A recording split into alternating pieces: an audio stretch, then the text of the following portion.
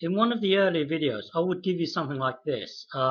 F of x, I would give you something like this. Sine of x equals, let's say 0.7, and then I would ask you to find out what x is. So you would punch in, to find out what x is, you would inverse sine to both sides. So you would do this here, inverse sine of 0.7. So in order to find out x, so what this means is if you have your f of x equals sine of x here, 0.7, what I'm basically asking you is what value of x will give me 0.7? Let's say 0.7 is here. So we would want this value here, or this one here, or this one here. You see, 0.7 is here. Well, for you to work out x, you would punch into your calculator 0.7, and then you would probably, depending on your calculator, press the button inverse, and then press the button sine, and then press the button equal. It depends on your calculator, but it boils down to you doing the inverse sine of whatever this number is. Okay, so if I ask 0.7, the thing is, there are so many solutions here. The calculator could give you this point, could give you this point, it could give you this point, it could give you this point. There are so many points, but the calculator always gives you this point here. Why? Well, so suppose we want to know. Let's say sine of x equals negative 0.7. Okay, hang on, let me change this. Suppose you want to know sine of x equals negative 0.7. Well, 0.7 is somewhere down here. So it could be this solution. So this could be a solution. This could be a solution. This could be a solution. This could be a solution. Which point which solution will your calculator give you? Well, it wouldn't give you this one. It would actually give you this one here, because the calculator, when it comes to sine x, the calculator always gives you a solution in this range here. Okay, hang on. We'll give you a solution in this, somewhere in this range here. So this is 90 here, and so negative 90, and this one here is positive 90. So if you punch in, if you're trying to solve this here, sine of x equals negative 0.7, your calculator will give you an x value where this will be a negative number, whatever this is here. So it will give you, let's say negative 0.7, negative 0.7 is here. It will give you this point here, as opposed to this point here. It wouldn't give you this point here, but it would give you this point here, because the calculator always gives you, when it comes to sine of x, the calculator will always give you a solution in this range here. Why? Because, well, if you look at this here, this is positive 1, this is negative 1. You see, this one segment here covers everything from negative 1, from negative 1 to 1. So it covers everything here. So it is a good convention to give us a solution between negative 90 and positive 90. Yeah, because this segment here covers everything from negative 1 and 1 here. So this point here is called the principal value solution here. So it will always lie in this range here. Hang on, let me just shift this across.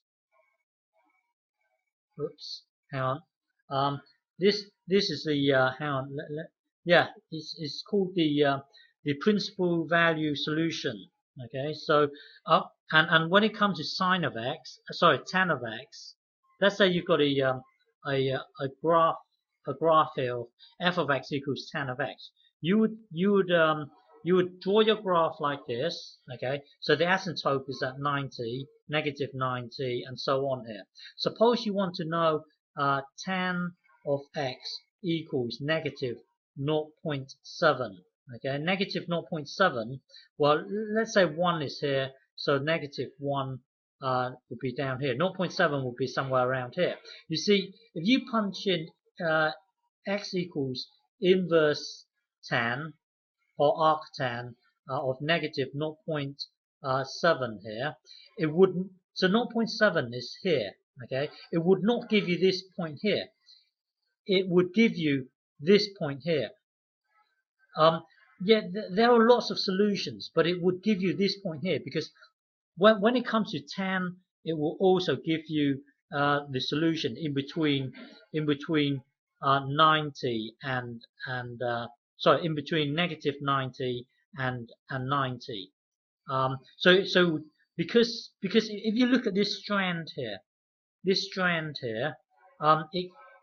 neatly covers everything from negative infinity all the way down here and positive infinity all the way up here. You see this one strand here, it covers everything on the y-axis. Okay, so again, it's a good convention to use negative. Well, it will be in between.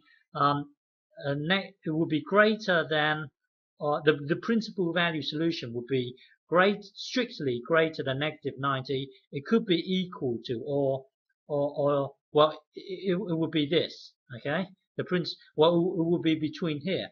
But the thing is, when it comes to cosine, you see your cosine here. Suppose you want to know negative. So suppose you've got this here, cosine of x equals negative 0.7. Now, negative 0.7, let's say, well, 1 is here, negative 1 is here. Negative 0.7 will be here, negative 0.7. You see, in this case, it wouldn't give you this one here. In this case, it would give you, well, when it comes to cosine, it will give you a solution. The principal value solution will be in between 0 and 180, because when it comes to cosine, if you look at this here, from this strand here, from here to here, it covers everything from 1 to from negative 1 to 1. You see, if you look at this, this range here, you see this strand here, it covers everything in between negative 1 and 1. This one strand. If we were to use this from negative 90 to 90 here, you see this only covers half. Well, this only covers from 0 to 1. It doesn't cover the whole range between 0 and 1. You see, when it comes to cosine, the principal value solution would be in between here, because by going from, when it comes to cosine, when it comes to cosine here, it's better to use 0 to 180 because it covers everything. You see tan up here, this strand here covers everything here, so it's good to use negative 90 and positive 90. When it comes to sine, you see this strand here covers everything from negative 1 to 1. So it's good when it comes to sine. You see, it's good to have it in this range. When it comes to tan, it's good to have it in this range here, because this strand covers everything. But when it comes to cosine, it's better to use from 0 to 180, because here, this strand here covers everything from negative 1 to 1. Okay,